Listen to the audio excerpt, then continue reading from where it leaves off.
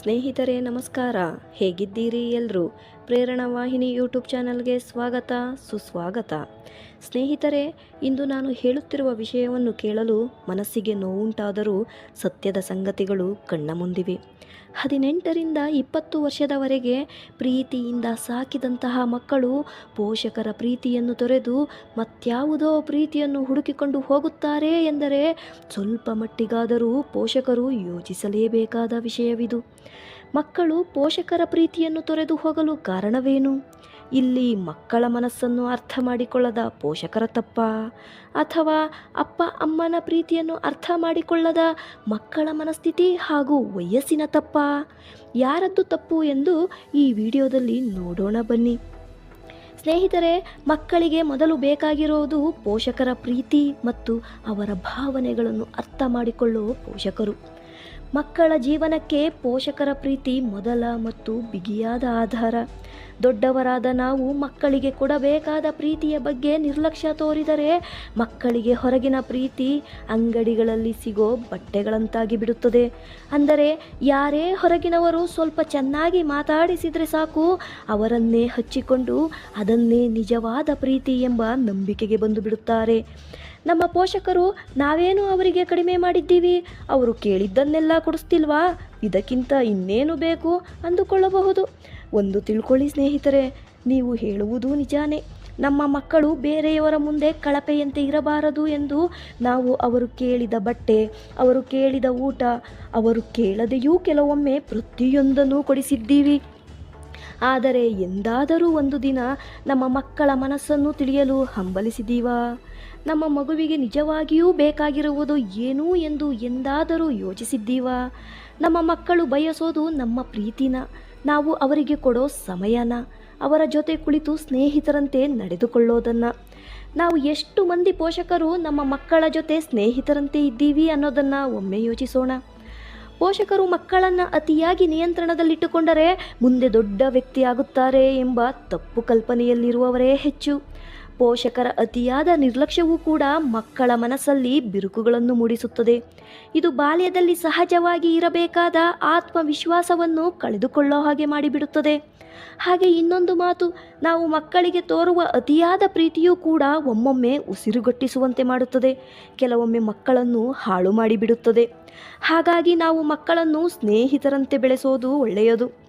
ಮಕ್ಕಳು ಮನೆ ಬಿಟ್ಟು ಹೋಗಲು ಮುಖ್ಯ ಕಾರಣಗಳನ್ನು ನೋಡೋದಾದರೆ, ಪೋಷಕರು ತಮ್ಮ ಮಕ್ಕಳನ್ನು ಅತಿಯಾಗಿ ಕಂಟ್ರೋಲ್ನಲ್ಲಿಟ್ಟು ಬೆಳೆಸೋದು, ಮಕ್ಕಳಿಗೆ ಹೆಚ್ಚಿನ ಸಮಯವನ್ನು ಕೊಡದೆ ದುಡಿಯುವುದರಲ್ಲಿ ಮಗ್ನರಾಗಿರುವುದು, ಮಕ್ಕಳ ಮುಂದೆ ಯಾವಾಗಲೂ ಗಂಡ ಹೆಂಡತಿ ಪದೇ ಪದೇ ಜಗಳವಾಡುವುದು, ಮಕ್ಕಳ ಆಸಕ್ತಿಗೆ ಸ್ಪಂದಿಸದೇ ಇರೋದು, ಮಕ್ಕಳ ಚಲನವಲನಗಳನ್ನು ಪೋಷಕರು ಗಮನಿಸದೇ ಇರೋದು, ಮಕ್ಕಳ ಮೇಲೆ ನಂಬಿಕೆ ಇಲ್ಲದಿರೋದು, ಮಕ್ಕಳ ಸ್ವಾತಂತ್ರ್ಯವನ್ನು ಗೌರವಿಸದೇ ಇರೋದು, ನಮ್ಮ ಮಕ್ಕಳನ್ನು ಬೇರೆಯವರ ಮಕ್ಕಳಿಗೆ ಹೋಲಿಕೆ ಮಾಡಿ ಬೈಯೋದು, ಮನೆಯಲ್ಲಿ ಏನಾದರೂ ಮುಖ್ಯ ವಿಚಾರ ಮಾತನಾಡುವಾಗ ಮಕ್ಕಳ ಮಾತಿಗೆ ಅಥವಾ ಮಕ್ಕಳ ಅಭಿಪ್ರಾಯಕ್ಕೆ ಬೆಲೆ ಕೊಡದೇ ಇರೋದು, ಯಾವಾಗಲೂ ಕೋಪಗೊಂಡವರಂತೆ ಮಕ್ಕಳ ಮುಂದೆ ನಡೆದುಕೊಳ್ಳೋದು, ನೀವು ನಿಷ್ಪ್ರಯೋಜಕರು ಎಂದು ಮಾತು ಮಾತಿಗೂ ಮಕ್ಕಳನ್ನು ನಿಂದನೆ ಮಾಡೋದು, ತಂದೆ ತಾಯಿ ಅಲ್ಲದೆ ಸಂಬಂಧಿಕರು ಕೂಡ ಕೇವಲವಾಗಿ ನೋಡೋದು.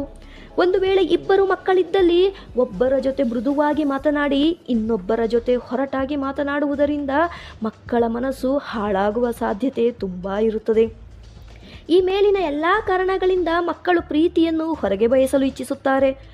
ಹೊರಗೆ ಯಾರೋ ಅವರ ಮಾತುಗಳಿಗೆ ಸ್ಪಂದಿಸುವವರು ಸಿಕ್ಕಾಗ, ಅವರ ಮಾತನ್ನು ಬೆಂಬಲಿಸುವವರು ಸಿಕ್ಕಾಗ, ಅವರ ಸಂತೋಷಕ್ಕೆ ಕಾರಣವಾದಾಗ ಇದೇ ನನ್ನ ನಿಜವಾದ ಪ್ರಪಂಚ, ಇವರೇ ನಿಜವಾಗಿಯೂ ನನ್ನವರು ಎಂಬ ದುಡುಕು ನಿರ್ಧಾರಕ್ಕೆ ಬಂದು ಬಿಡುತ್ತಾರೆ. ಇದಕ್ಕೆ ಕಾರಣ ಯಾರು ಒಮ್ಮೆ ಯೋಚಿಸಿ ಪೋಷಕರೇ. ಇತ್ತೀಚಿನಲ್ಲಿ ನಾವುಗಳು ಹಣ, ಆಸ್ತಿ, ಕಾರು, ಬಂಗಲೆ ಇವುಗಳನ್ನೆಲ್ಲ ಕೊಟ್ಟರೆ ಸಾಕು, ಇದಕ್ಕಿಂತ ಮಕ್ಕಳಿಗೆ ಇನ್ನೇನು ಬೇಕು ಅನ್ನೋ ಮನಸ್ಥಿತಿಗೆ ಬರ್ತಿದ್ದೀವಿ. ಮಕ್ಕಳಿಗೆ ಪ್ರೀತಿ ಕೊಡಬೇಕಾದ ವಯಸ್ಸಲ್ಲಿ ಪ್ರೀತಿ ಕೊಡದೆ ನಾವು ಹಣದ ಹಿಂದೆ ಹೋದರೆ ಮಕ್ಕಳು ಬೇರೆಯವರನ್ನು ಹರಸಿ ಹೋಗದೆ ಇನ್ನೇನು ಮಾಡಿ ಯಾರು? ಪೋಷಕರ ಪ್ರೀತಿ ತೊರೆದು ಮತ್ತೊಬ್ಬರ ಪ್ರೀತಿ ಹರಸಿ ಹೋಗಿದ್ದ ಮಕ್ಕಳೇನಾದರೂ ಅಪ್ಪಿ ತಪ್ಪಿ ಅವರ ಆಯ್ಕೆಯಲ್ಲಿ ಮೋಸ ಹೋಗಿದ್ದೇ ಆದಲ್ಲಿ, ಅಯ್ಯೋ ನಾವು ಪ್ರೀತಿಯಿಂದ ಸಾಕಿದ್ವಿ, ಅವನನ್ನು ನಂಬಿ ಹೋದೆ, ಇವಾಗ ಗೊತ್ತಾಯ್ತಾ ಅವನೊಬ್ಬ ಮೋಸಗಾರ ಅಂತ ಬಾಯಿಗೆ ಬಂದ ಹಾಗೆ ಮಾತಾಡ್ತಾ ಮಕ್ಕಳಿಗೆ ಮತ್ತಷ್ಟು ನೋವನ್ನು ಕೊಡ್ತಾ ಇರ್ತಾರೆ. ಇಲ್ಲಿ ನಿಜವಾಗ್ಲೂ ಮೋಸ ಮಾಡಿದವರು ಯಾರು ಅನ್ನೋದನ್ನು ಸರಿಯಾಗಿ ಯೋಚನೆ ಮಾಡಿ ನೋಡಿ. ಪೋಷಕರು ಕೊಡಬೇಕಾದ ಸಮಯ ಕೊಟ್ಟು ಮಕ್ಕಳಿಗೆ ಬೇಕಾದ ಪ್ರೀತಿ ಜೊತೆಗೆ ಭಾವನೆಗಳನ್ನು ಹಂಚಿಕೊಳ್ಳೋಕೆ ಜಾಗ ಕೊಟ್ಟಿದ್ರೆ ಆ ಮಕ್ಕಳು ಯಾವುದೇ ವಿಚಾರಗಳನ್ನು ಮುಚ್ಚಿಡೋ ಪ್ರಯತ್ನವನ್ನು ಮಾಡ್ತಿರಲಿಲ್ಲ. ಯಾರೋ ಹೊರಗೆ ಬಂದು ಮಾತಾಡಿಸಿದ್ರು ಬಂದು ಮನೆಯಲ್ಲಿ ಹೇಳ್ಕೋತಾ ಇದ್ರು. ಅದೇ ಸಮಯ ಪ್ರೀತಿ ಭಾವನೆಗಳಿಗೆ ಜಾಗ ಇಲ್ಲದೆ ಅವುಗಳನ್ನು ಹೊರಗೆ ಹುಡುಕಿ ಹೋಗೋ ಹಾಗೆ ಮಾಡಿದ್ದು ಪೋಷಕರೇ ಅಂದ ಮೇಲೆ ತಪ್ಪು ಮಕ್ಕಳದು ಹೇಗಾಗುತ್ತದೆ? ಈ ನನ್ನ ಮಾತುಗಳು ಕೆಲವರಿಗೆ ಕೋಪ ತರಿಸಿದರೂ ಪರವಾಗಿಲ್ಲ. ನಿಧಾನವಾಗಿ ಕುಳಿತು ಯೋಚನೆ ಮಾಡಿ, ಆಗ ನಮ್ಮ ತಪ್ಪುಗಳು ನಮಗೆ ಅರ್ಥ ಆಗುತ್ತವೆ.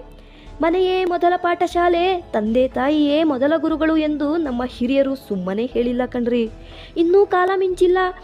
ಇನ್ನು ಮುಂದಾದರೂ ನಮ್ಮ ಮಕ್ಕಳ ಆತ್ಮವಿಶ್ವಾಸವನ್ನು ಹೆಚ್ಚಿಸೋ ಕೆಲಸವನ್ನು ಮಾಡಬೇಕು. ಅವರನ್ನು ಪ್ರೋತ್ಸಾಹಿಸಿ ಸ್ವತಂತ್ರ ಹಾದಿಯನ್ನು ಹೇಳಿಕೊಡಬೇಕು. ಮಕ್ಕಳಿಗೆ ತಮ್ಮ ತಪ್ಪುಗಳನ್ನು ಅರ್ಥ ಮಾಡಿಕೊಳ್ಳೋಕೆ ಹಾಗೂ ಆ ತಪ್ಪುಗಳಲ್ಲಿ ಸುಧಾರಣೆ ಮಾಡಿಕೊಳ್ಳಲು ಅವಕಾಶ ನೀಡಬೇಕು. ಪ್ರೀತಿಯ ಸೋಂಕು ಹೊರಗಿನಿಂದ ಬಾರದಂತೆ ಬೇಲಿ ಹಾಕೋದನ್ನು ಬಿಟ್ಟು ಅದರ ಗಡಿಯನ್ನು ಸೂಚಿಸೋದು ಬಹಳ ಮುಖ್ಯ. ಇಲ್ಲಿ ಕುಟುಂಬ ಅನ್ನೋದು ನಾಟಕ ಅಲ್ಲ, ಪೋಷಣೆ ಅನ್ನೋದು ಒಂದು ಜವಾಬ್ದಾರಿ. ಮಕ್ಕಳಿಗೆ ಅದೆಷ್ಟೇ ಮಮತೆ ಮತ್ತು ಆರೈಕೆ ಕೊಟ್ಟರೂ ಜ್ಞಾನಮಯ ಪ್ರೀತಿ ಮತ್ತು ಮನಪೂರ್ವಕವಾದ ಸಂಬಂಧ ಇಲ್ಲದೇ ಇದ್ದರೆ ಹೊರಗಿನ ಪ್ರೀತಿಗೆ ಆಕರ್ಷಣೆ ಆಗ್ತಾರೆ. ಮಕ್ಕಳಿಗೆ ನಮ್ಮ ಪ್ರೀತಿ ತೋರಿಸಿ ನಮ್ಮ ಆತ್ಮವಿಶ್ವಾಸವೆಂಬ ಗಾಳಿಪಟವನ್ನು ಕೊಟ್ಟು ಅವರು ಹೊರಗಿನ ವಿಷಯಗಳಿಗೆ ಬದಲಾಗದ ಹಾಗೆ ಮಾಡಬೇಕು. ಅದೇ ಗಾಳಿಪಟದ ಹಾಗೆ ಬಿಟ್ಟಿದ್ದೇ ಆದರೆ ಯಾವತ್ತೋ ಒಂದು ದಿನ ಸೂತ್ರವೇ ಇಲ್ಲದ ಗಾಳಿಪಟ ಆಗೋದು ಖಂಡಿತ. ಅದರ ಬದಲು ಆತ್ಮವಿಶ್ವಾಸವನ್ನು ಹೆಚ್ಚು ಮಾಡಿದರೆ ಯಾವುದೇ ಪರಿಸ್ಥಿತಿಯನ್ನು ಎದುರಿಸೋ ಮನಸ್ಥಿತಿ ಬರ್ತದೆ. ಆತ್ಮವಿಶ್ವಾಸ ಪ್ರೀತಿಯನ್ನು ಸರಿಯಾದ ದಾರಿಯಲ್ಲಿ ನಡೆಸ್ತದೆ. ಬೇರೆಯವರ ಪ್ರೀತಿಗೆ ಬೆರಗಾಗಿ ಮನೆ ಬಿಟ್ಟು ಹೋಗುವ ಮಕ್ಕಳೇ ಒಮ್ಮೆ ಕೇಳಿ. ಬೇರೆಯವರ ಜೊತೆ ಹೋಗಿ ಅಪ್ಪ ಅಮ್ಮ ಅಜ್ಜಿ ತಾತನ ಮರ್ಯಾದೆಯನ್ನು ಬೇರೆಯವರ ಬಾಯಿಗೆ ಆಹಾರವಾಗಿ ಮಾಡುವ ಬದಲು ನೀವು ಪ್ರೀತಿಸಿದವರನ್ನೇ ಮದುವೆ ಆಗುತ್ತೇನೆ ಎಂದು ಹಠ ಹಿಡಿದರೆ ಮನೆಯವರು ಬಲವಂತದಿಂದ ಬೇರೊಬ್ಬನ ಕೈಯಿಂದ ತಾಳಿ ಕಟ್ಟಿಸಲು ಸಾಧ್ಯವೇ? ಒಮ್ಮೆ ನಿಧಾನವಾಗಿ ಕೂತು ಯೋಚಿಸಿ ನಿರ್ಧಾರ ತೆಗೆದುಕೊಳ್ಳಿ. ಇದು ಸ್ನೇಹಿತರೆ, ಮಕ್ಕಳು ಪ್ರೀತಿಯನ್ನು ತಮ್ಮದೇ ಮನೆಯಲ್ಲಿರೋ ಪೋಷಕರ ಬಳಿ ಹುಡುಕದೆ ಬೇರೆಲ್ಲೋ ಹುಡುಕೋಕೆ ಮುಖ್ಯವಾದ ಒಂದಷ್ಟು ಕಾರಣಗಳು. ಈ ವಿಡಿಯೋದ ಬಗ್ಗೆ ನಿಮ್ಮ ಅನಿಸಿಕೆ ಮತ್ತು ಅಭಿಪ್ರಾಯಗಳನ್ನು ಕಮೆಂಟ್ಸ್ನಲ್ಲಿ ತಿಳಿಸಿ. ಮುಂದಿನ ವಿಡಿಯೋದಲ್ಲಿ ಮತ್ತೆ ಭೇಟಿಯಾಗೋಣ ಅಂತ ಹೇಳ್ತಾ ಇಂದಿನ ವಿಡಿಯೋವನ್ನು ಮುಗಿಸುತ್ತೇನೆ. ಧನ್ಯವಾದಗಳು ಸ್ನೇಹಿತರೆ.